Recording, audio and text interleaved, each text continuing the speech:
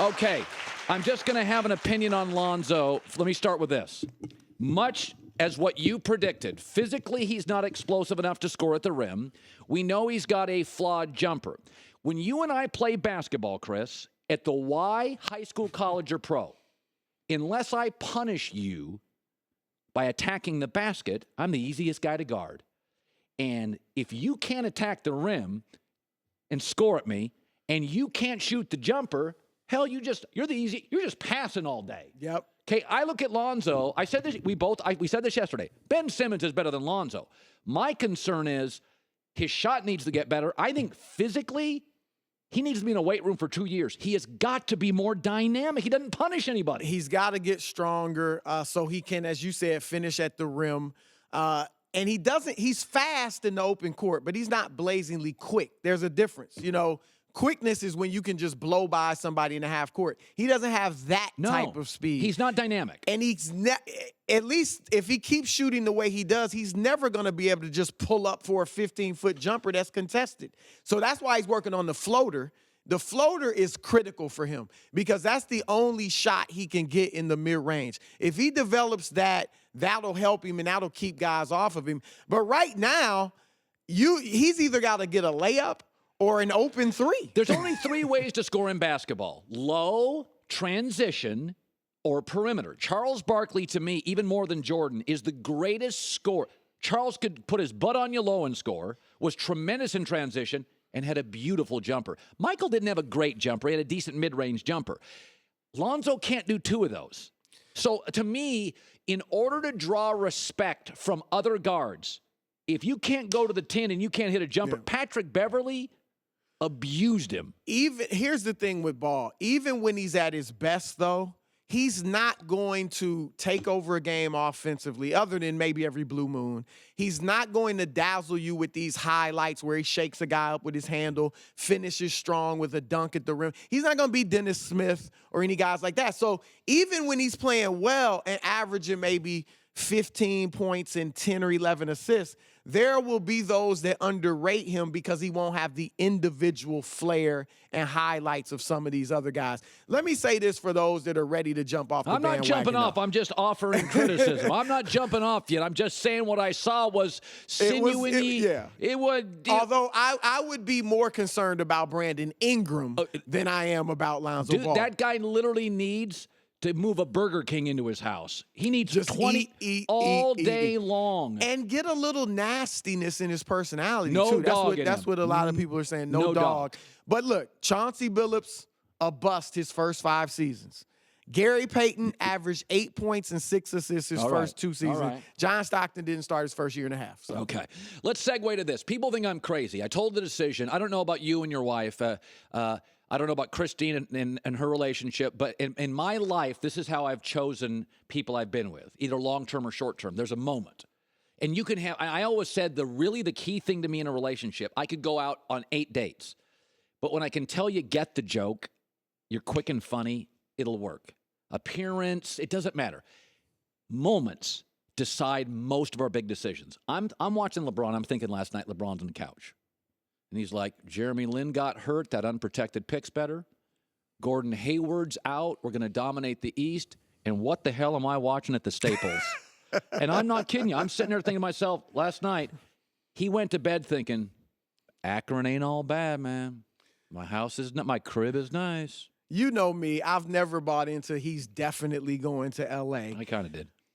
I'm buying in that he definitely wants to continue winning or competing for championships. And you're right. What he saw with the Lakers, even with Paul George, it's not looking that great. You're not beating Golden State with that and Paul George and LeBron James. So that's something for him to think about.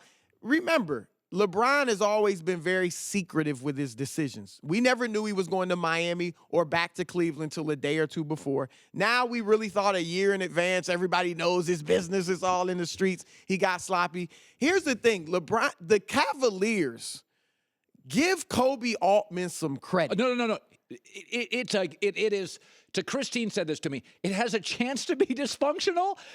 I mean, there's a lot of entitlement, rich, old, Yes. there's a lot of stuff here. It's like one of those Beverly Hills families. The cousins move in and everybody's got money and 18 Maseratis parked outside. You're like, I don't know what that's like. I'll say this, though.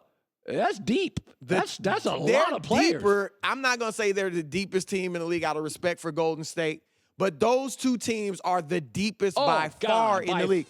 And what I love from game one was LeBron did it within the system. 29, 16, and 9 within the system. He wasn't the system like he usually has been, and that will help these other guys get involved, and that can give them a chance to beat Golden State. You made it great. Finally, I got.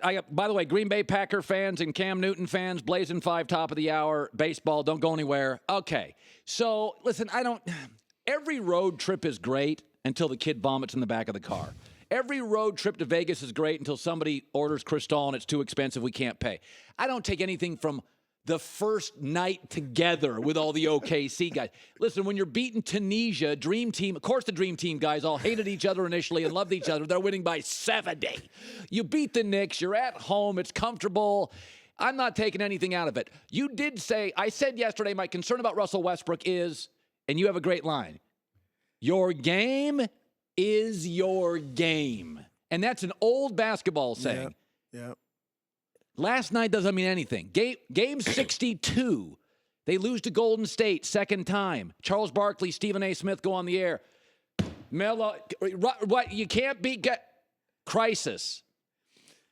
Look, you're right. Your game is your game. I've used that saying, and in most cases it's true. But there are times when your game can change. And I told you yesterday, I had another saying. What do you tell a lot of guys? What's the bachelor party all about? What's that? Sowing your wild oats before you settle down. And I believe last year, Russell Westbrook got to sow his wild oats.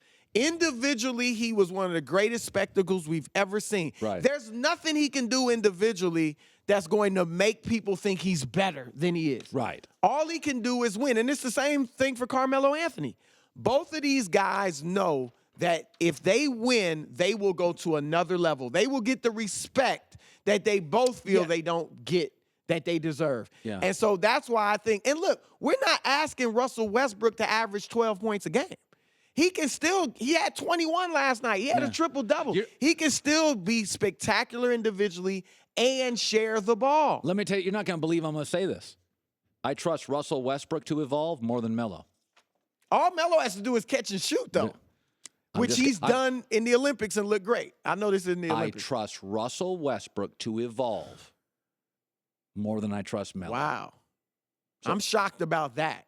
No. I tell you what, if these three can keep working well together, good God, they're a threat. They're a threat. Let's slow down. They're a threat. Don't say Colin. I'm saying it right now. October 20th, is it? 2017. They are a threat to Golden State. I'm not saying they'll beat Golden. I would still pick Golden State. You may want to retract this. They're this a feels threat. dangerous to me. You're going to regret this. They trust me. Trust me. Okay. Kristine's been this whole thing. She's got him in the finals. She got 7 trophies hoisted. Who, the Thunder? Oh, jeez. Listen, it's game 1. Let's slow down. You don't put them in the Western Conference Finals? You know what I put in the Western Conference Finals? Golden State, thanks for flying United. Don't want to talk about anybody else. That I know. It's going to be a good – if they play this way, they're going to give them a battle. Okay. There's a great series. Okay. A little baseball. Listen, something's happening in Green Bay this weekend. Aaron Rodgers is out. And the big question is, can Green Bay be viable without him? I'm going to give you 2 numbers here, and I think I'm going to give them to you. If you're a Green Bay Packer fan, you make of them what you will. Thank you, Chris Broussard, is coming up next. Thanks for watching. Subscribe here to get the latest from the show. Also, be sure to check out more of the best clips from The Herd, or go watch a few segments from the newest show on FS1, First Things First, with Chris Carter and Nick Wright.